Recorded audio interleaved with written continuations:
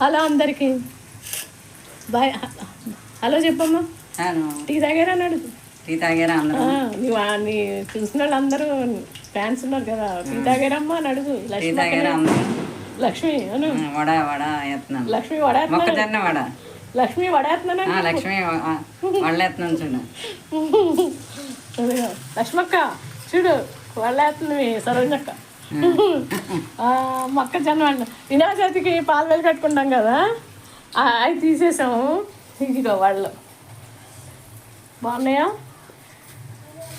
మొక్కజొన్న వడలు, మొక్కజొన్న వడలు అమ్మ బాగా వేసింది. పిల్లలతో వేసుకుంటానే తను ఒక్కదే వేసింది. టీ తాగారా?